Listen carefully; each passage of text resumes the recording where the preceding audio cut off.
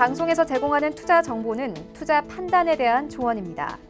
방송에서 제공하는 주식의 가치, 가격 상승 및 가격 하락에 대해서는 방송사에서 보장하지 않습니다.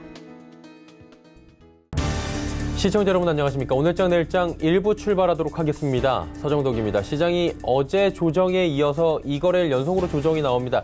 일단 14거래일 동안의 장중에 올라왔기 때문에 조정은 어쩔 수 없다라는 이야기가 나오고 있는데 전일 조정은 굉장히 얕았습니다. 근데 오늘 조정은 지금 폭이 깊어지고 있고요. 1%가 넘게 지금 빠져내려가고 있고 오후장 들어서 조금 더 빠지고 있습니다. 그런데 시장을 둘러싼 분위기를 살펴보면 여전히 나쁘지 않습니다. 전일 중국 GDP 발표가 있었는데 당초 6.3%를 예상했는데 6.4%가 나왔습니다. 깜짝 실적 발표고요.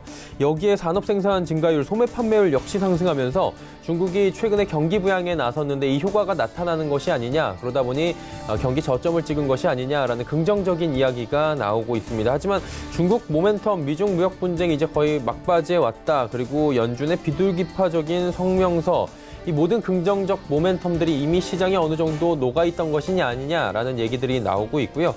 일단은 상승의 폭이 그렇게 크진 않았지만 상승 일수가 굉장히 길었습니다. 그러다 보니 피로도가 쌓일 수밖에 없고 언젠간 나와야 할 조정이었는데 오늘 그리고 어제 나오는 것이다라는 이야기들도 지금 나오고 있는데 이 부분이 힘을 좀 많이 얻는 것 같습니다. 지금 거래소 보니까 여전히 운송장비 업종이 상승하는데 현대, 기아차, 현대모비스, 현대 관련주들 지금 현대차 관련주들이 전체적으로 이 하락장 속에서도 상승하는 모습들이 보여지면서 턴어라운드한 것이다라는 이야기가 나오고 있고요.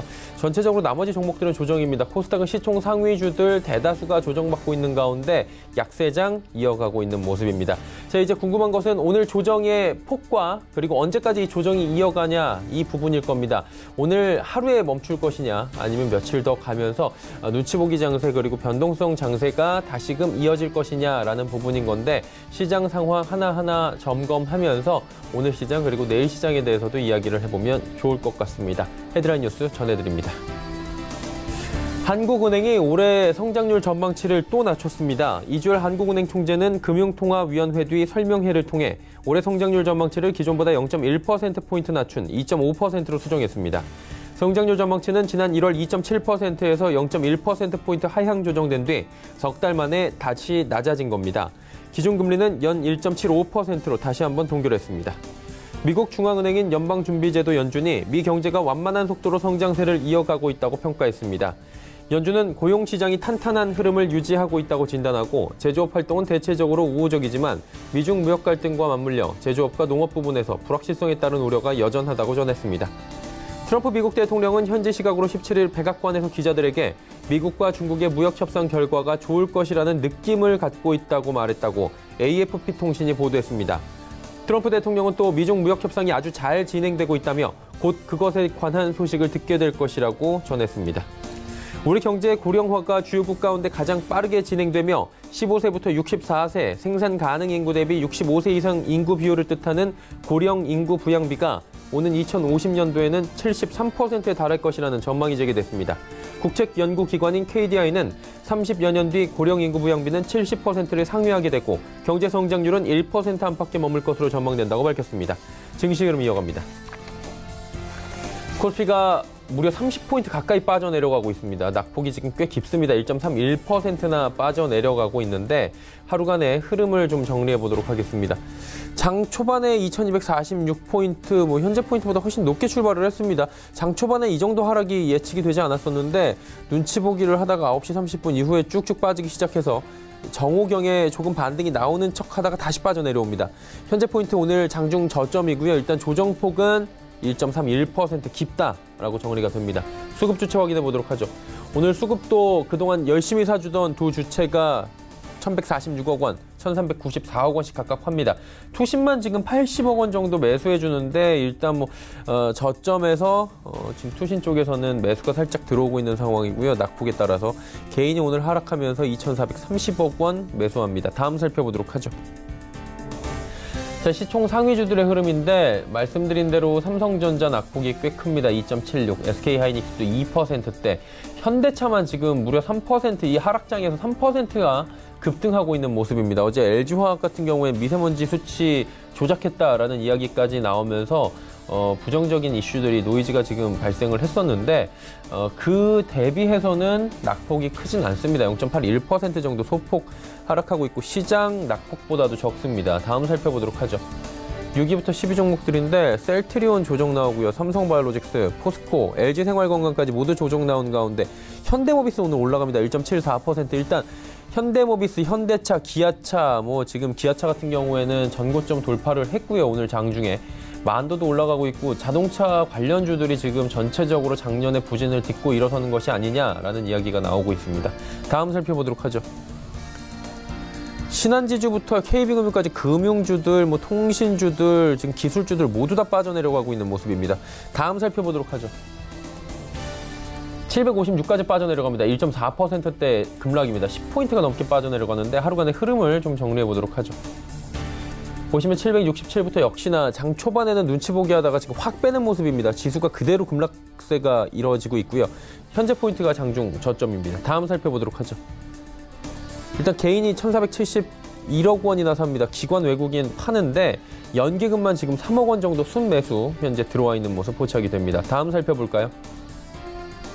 셀트리온 헬스케어부터 포스코케미칼까지 모두 빠지는데 포스코케미칼 지금 6% 가까이 빠져내려가고 있고 2차전지 관련주들도 오늘 전체적으로 힘을 못 씁니다. 다음 살펴보도록 하죠. 메디톡스부터 셀트리온장 역시 모두 빠지는데 스튜디오 드래곤과 펄어비스 그동안의 하락장 속에서 이틀 연속, 코스닥 같은 경우에는 어제 그저께 이걸레 연속으로 빠진 바도 있습니다. 그럼에도 불구하고 잘 올라왔었는데 오늘은 조정폭이 꽤 깊습니다. HLB 83,000원대까지 내려왔고요. 메디톡스도 60만 원 붕괴됐습니다. 다음 살펴보도록 하죠. SK머티리얼즈부터 제넥신까지 지금 SFA 100원 상승하는 거 제외하면 모두 빠지고요. 제넥신이 무려 74,000원대까지 내려가고 있는 모습 확인이 됩니다. 원달러 환율의 흐름 짚어보도록 하죠. 원달러 환율은 지수 하락 대비해서는 많이 올라가진 않습니다. 2원 정도 올라가면서 지금 1136원 80전에 거래가 되고 있는 모습입니다. 금일폰 방송에서 제공해드리는 정보는 투자 판단에 대한 조언일 뿐입니다. 해당 주식의 가치와 수익률 보장해드리지 않는다는 점 참고해 주시길 바랍니다. 오늘 시장의 이슈들 정리해보도록 하겠습니다. 유안타증권 메가센터 분당점의 백인범 대리 연결돼 있습니다. 안녕하십니까? 네, 안녕하십니까? 예, 시장이 오랜만에 지금 조정이 나오는데 이게 사실 조정이라는 게 오랜만에 나와도 기분은 썩 좋지 못합니다. 지금 조정폭도 깊어지고 있는데 어떤 이슈로 지금 조정받고 있는지 일단 짚어볼까요? 네, 일단 우선 큰 틀에서 봤을 때는 미국 통신위원장이 이제 차이나 모바일을 좀 거부했다라는 그런 소식과 더불어서 일단 미중 무역 협상에 있어서 일부 노이즈가 발생한 것이 아니느냐 이제 그런 우려와 더불어서 유럽연합과의 이런 200억 달러에 달하는 이제 미국 제품에 대한 보복 관세 리스트를 발표를 하면서 미국과 EU 간의 이제 무역 분쟁 우려 등의 요인 등이 일단 시장 조정에 좀 빌미로 좀 작용하는 모습입니다. 또 그리고 여기에 한국은행이 이제 오늘 성장률 하향 조정을 좀 언급한 이후에 이제 외국인의 매도 전환 등 이런 전반적인 이런 노이즈 등이 수급적인 부담으로 좀 작용했던 모습으로 일단 아무래도 해외 시장 같은 경우 일단 좀 부활절 연휴를 앞두고 일단 외국인의 매도가 좀 지속될 수 있다라는 점을 금일 시장에서 좀 보여주고 있지 않을까라고 보여주고 있고요. 일단 시장 약세 속에서도 일단 자동차 업종 단연 눈에 띄는 모습이다. 라고 좀 볼 수가 있겠습니다. 일단 현대기아차 그룹주들 중심으로 자동차 부품주들 좀 상승세가 시장 약세에도 불구하고 좀 이어지고 있는 모습인데요. 일단 실적 측면에서 봤을 때도 전년 대비 올해 실적이 증가하고 있는 업종 중에 대표적인 업종으로 시장에서 인식이 되고 있다라는 점을 좀 상승 요인으로 잡아볼 수가 있을 것 같습니다. 일단 자동차 업종 그간 실적에 대한 의구심이 좀 장기간 지속되었던 자동차 업종 같은 경우에 이번 1분기 실적 시즌을 통해서 실적 전망에 대한 하향 조정이 어느 정도 마무리되지 않을까라는 기대감이 좀 형성이 되고 있고요. 그리고 실적을 통해서 그간의 의구심을 좀 해소한다면 이런 순환매적인 관점에서도 지속적인 관심이 필요한 섹터로 자리매김할 수 있지 않을까라고 생각을 하고 있습니다. 일단 오늘 시장 현대기아차의 실적 개선 기대감과 더불어서 일단 중국 증치세 인하 등으로 인한 이런 중국발 기대감이 일단 기대감과 더불어 실적에도 어느 정도 반영이 되어 간다면 추가적인 상승 동력으로도 작용할 여지가 있다 보시면 될 것 같고요. 일단 전반적인 시장 약세 가운데에서도 현대기아차 그룹주들을 중심으로 만도라든가 현대위아 등 부품사들까지도 이러한 실적 개선과 투심 개선에 따른 기대감이 유입되고 있다. 정리해 볼 수가 있겠습니다. 자, 이 외에도 주목할 만한 이슈들이 또 시장에는 상존할 것 같은데 어떤 부분들을 더 볼까요? 네, 일단 금융시장에서 조금 코스닥 업종 위주긴 하지만 네. 건강기능식품 관련주들의 상승세 좀 연이틀 이어지고 있다라는 점에도 주목을 해보시면 좋을 것 같습니다. 일단 어제 방송상으로 많이 접해 보셨겠지만 일단 건강기능식품이 판매 채널이 확대가 된다라는 점에서 일단 관련주들의 상승세가 오늘에도 좀 이어지는 모습이다라는 점에서 관심 계속 가져보시면 좋을 것 같은데요. 일단 전일 이슈가 되었던 점은 아무래도 홍남기 부총리 겸 기획재정부 장관이 대형마트와 백화점 등의 이런 건강기능식품의 자유 판매를 허용할 것이다 라고 밝힌 점입니다. 일단 이에 따른 기대감이 상승 요인으로 일단 오늘까지도 계속 유입되는 모습이다 보시면 될 것 같은데요. 일단 이는 곧 규제 완화에 따른 이런 건강 관련 시장의 확대와 더불어서 일단 업체들의 신제품 개발을 촉진할 것으로 보여지고 있기 때문에 일단 관련 시장의 성장과 더불어 또 거기에 따른 제품 개발이 가속화되면서 더욱 시장 캐파가 커질 수 있는 가능성을 다시 한번 유입시켰다라고 보시면 될 것 같습니다. 일단 정리하자면 건강에 대한 관심이 높아지는 최근의 트렌드, 그리고 거기에 판매 채널의 확대, 그리고 시장의 성장과 더불어 추가적인 이런 제품 개발이라든가 선순환하는 모습이 더욱 시장을 키울 수 있을 것이다라는 기대감이 상승 요인으로 작용하고 있다 보시면 될 것 같고요. 일단 관련주들 뉴트리, 노바렉스, HL사이언스 등 이러한 관련주들의 상승이 계속적으로 관심을 받고 있고 향후에도 관심을 받을 가능성이 높다라는 점 유의하시면 좋겠다 말씀드리겠습니다. 네, 이런 시장 상황에서 전략들 어떻게 가져가야 할지 궁금한데요. 오늘 내리니까 좀 사볼까 하시는 분들도 계실 것 같은데 어떤 전략이 필요할까요? 네, 일단 그런 전략 역시도 좀 괜찮다라고 보시면 될 것 같고요. 우선 제약바이오 업종들 일단 저점 매수 일부 타진해 볼 만한 주가 구간에 좀 접어든 종목들이 꽤 눈에 많이 띄입니다. 그렇기 때문에 일단 관련주들에 있어서 일단은 스토리라든가 기업 분석은 좀 해보셔야겠지만 일단 가격적인 측면에서는 제약바이오 업종 내 좀 대다수의 종목들이 저가 매수를 타진해 볼 만한 그런 강가로 좀 왔다라는 점에 주목을 해보시면 좋을 것 같고요.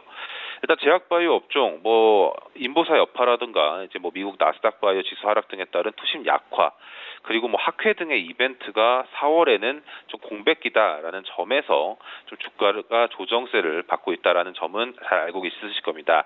일단 관점에 따라 다르겠지만 일단 업종 성격상 지속적인 연구개발 이슈라든가 이에 따른 기대감 등은 오늘 셀리버리의 주가 반등과 더불어서 언제든지 상승할 수 있는 그런 여력은 있는 업종이기 때문에 주가 조정에 따른 저가 매수의 기회를 살릴 수 있는 업종 중에 하나다라고 생각을 하시면 좋을 것 같고요.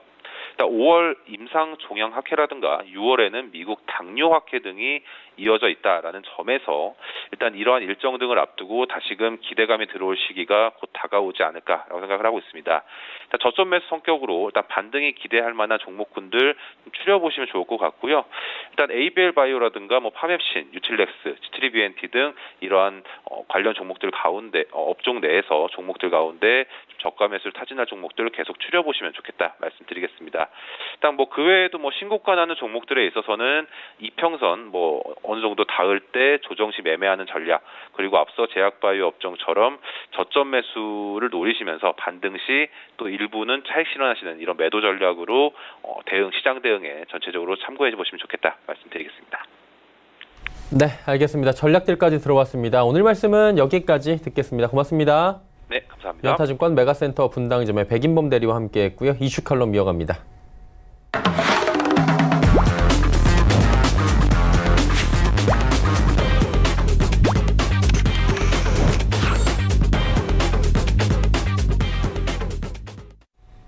이슈 칼럼 바로 이어가도록 하겠습니다. 미중산업경제연구소 조용찬 소장 연결돼 있습니다. 안녕하십니까, 소장님?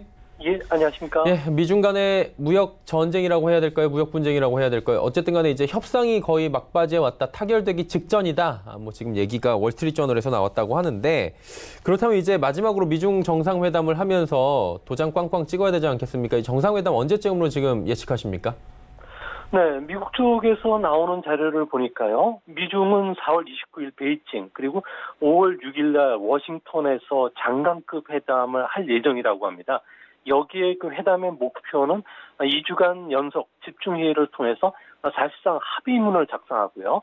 정상회담에서 최종 서명하는 것이 목표라고 합니다.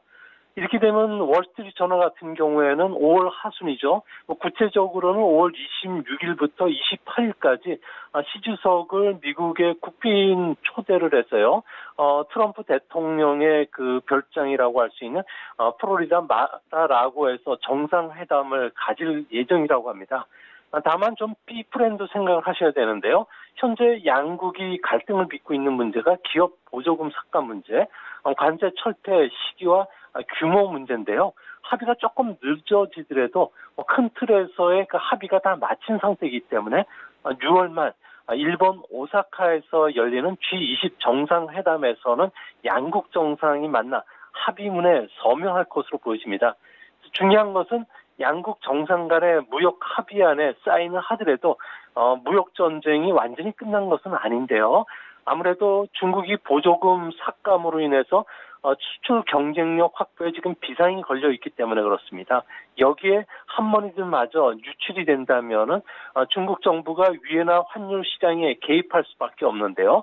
이렇게 되면은 베이징에 있는 합의 사항을 잘 지켰는지를 감시하는 집행부가 중국을 합의 위반으로 제소할 수도 있고요.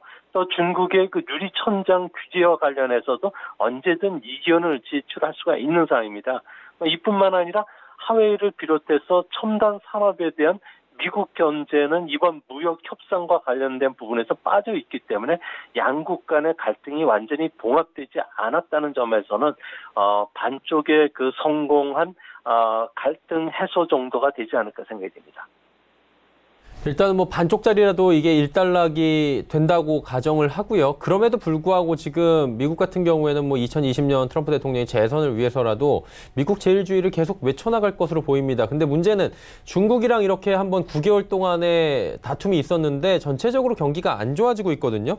경제에도 안 좋은데 통상 압력을 가하는 구체적인 이유가 있습니까?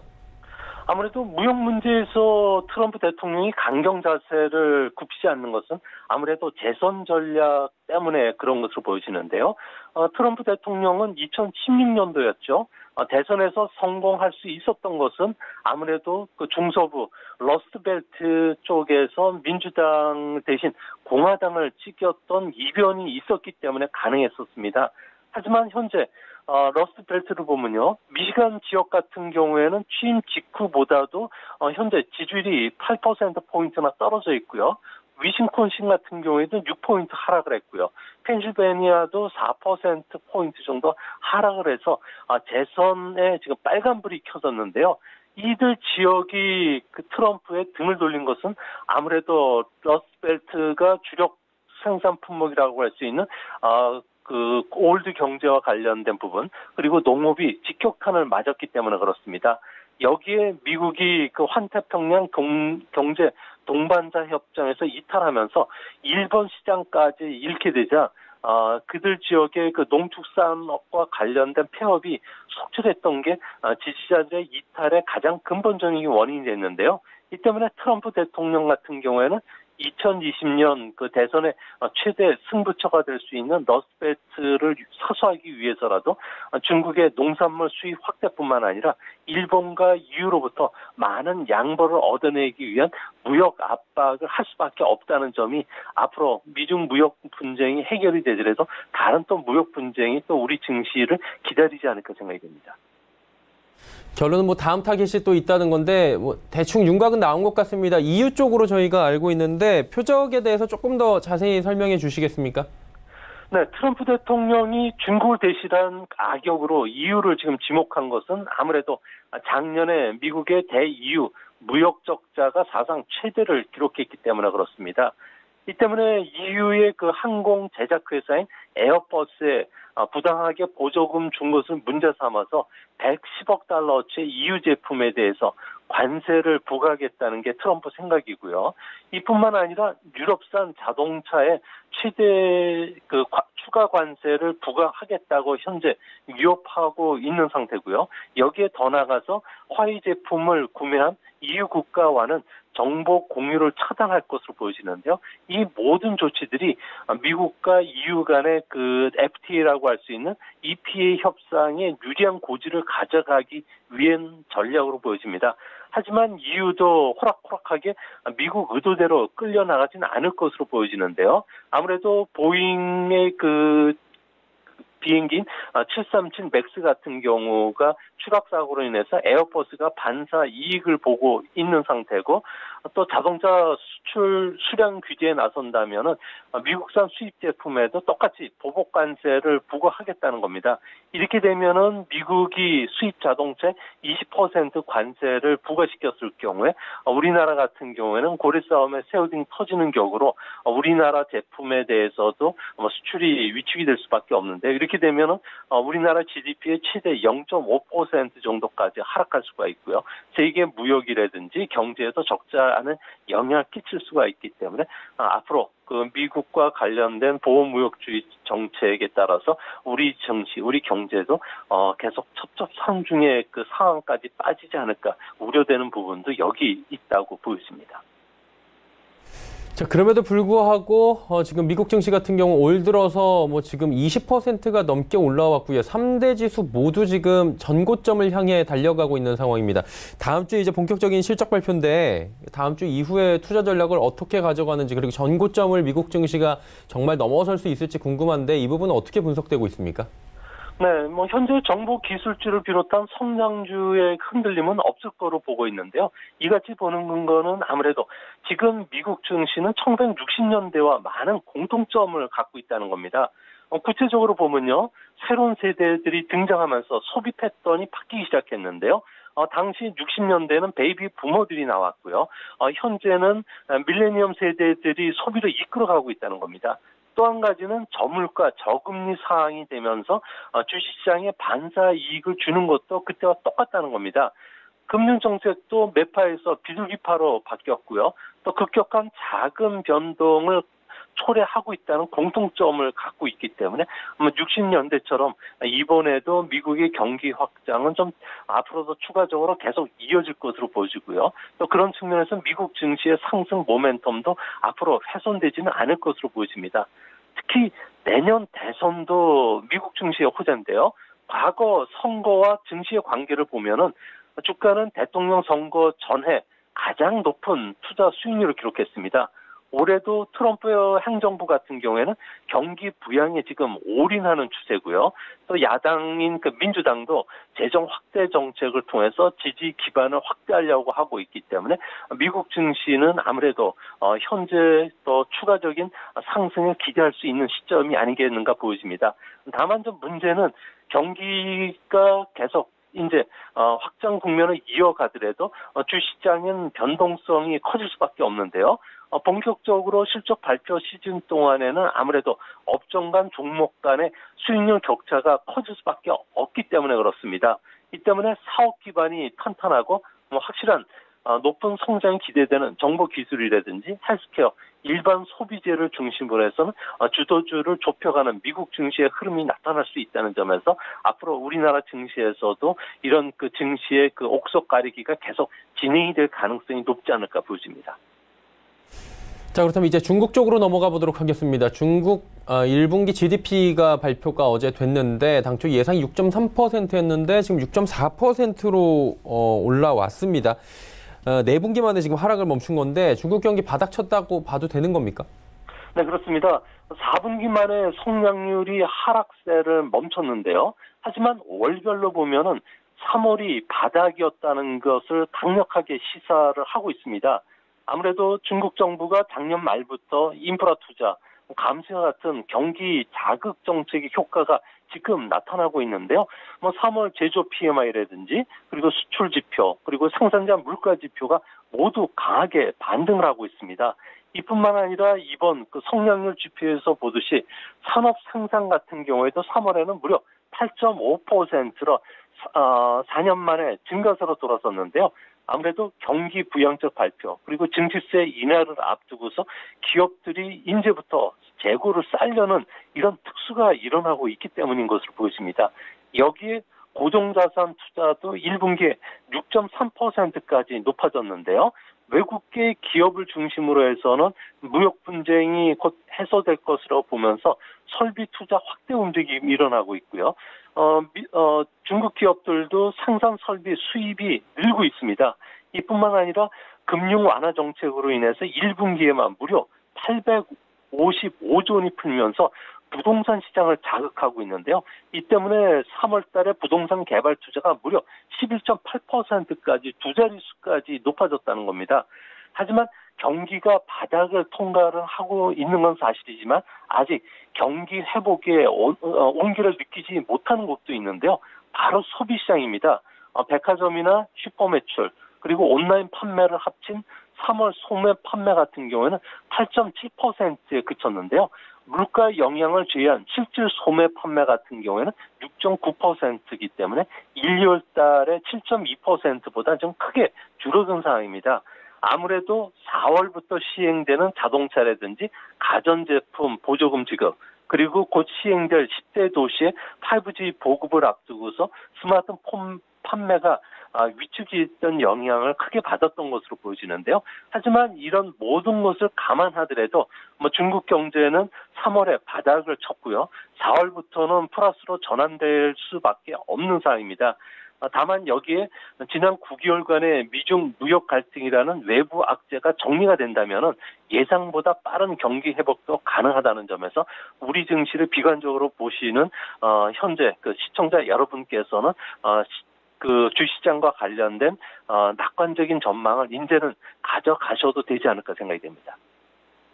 그리고 지금 중국 부동산 쪽도 한번 살펴봐야 되는데 부동산 가격이 또 가파르게 올라오고 있다라는 보도가 있더라고요. 이 부동산 대출 묶고 규제 강화했다가 부동산 경기 다시 올리고 있는 거거든요. 이게 선회한 이유가 있겠죠?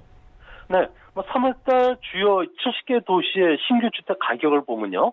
2월보다 8곳이 늘어나서 상승한 도시 무려 65곳 정도가 됩니다. 아무래도 경기 침체를 피하기 위해서 부동산 대출을 풀었고요. 재개발 사업도 어느 정도 지금 허용을 해주고 있는 상황입니다. 또한 그 토지 재정 의존도가 워낙 그 지방 정부가 높다 보니까 부동산 경기를 부양시켜서 지방 정부의 투자 재원까지 마련해주고 있는 상황인데요. 중국 같은 경우에는 부동산 시장의 규모는 GDP의 16.7% 정도 차지합니다. 하지만 부동산 부분과 관련된 창출해내는 부가가치 같은 경우를 보고 또 철강이나 시멘트, 인테리어 관련된 50여 개 관련 산업까지 포함시킨다면 GDP의 최대 30%에 이르는데요. 부동산 시장이 현재 좋아지고 있다는 것은 중국 경기가 앞으로도 계속 확장 국면으로 들어설 수 있다는 것을 시사합니다. 문제는 주택 공실률이 22% 정도 되고요. 중국 전역에 빈집이 5천만 채, 그리고 빈집에 1,000조 원 정도 넘는 대출금이 묶여 있는데요. 이 때문에 중국 정부가 해결하는 카드는 앞으로 5년간 1억 명의 농촌 인구를 도시에 이주시켜서 지방 도시의 그 부동산 버블을 해소시키는 쪽으로 적극 나서고 있고요. 임대 주택 시장 같은 경우에는 도시 인구의 1억 6천만 명이 이용을 하는데 임대 주택 시장을 키워서 공실률도 낮춰줄 것으로 보여지기 때문에 중국 그 부동산 시장은 지금 조금씩 숨을 돌리는 그런 모습입니다. 네, 중국 부동산 시장까지 여쭤봤습니다. 오늘 말씀은 여기까지 듣겠습니다. 고맙습니다. 예, 감사합니다. 미중산업경제연구소 조용찬 소장이었습니다.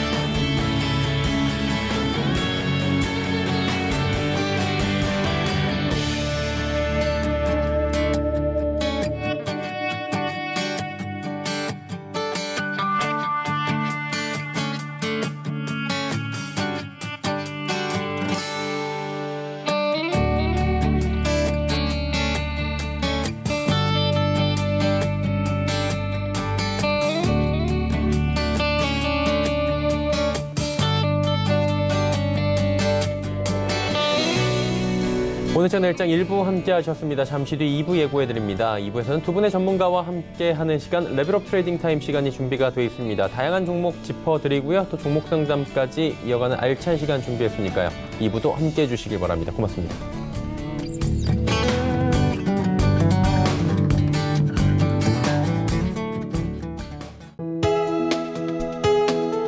본 방송에서 제공하는 투자 정보는 투자 판단에 대한 조언입니다. 방송에서 제공하는 주식의 가치, 가격 상승 및 가격 하락에 대해서는 방송사에서 보장하지 않습니다.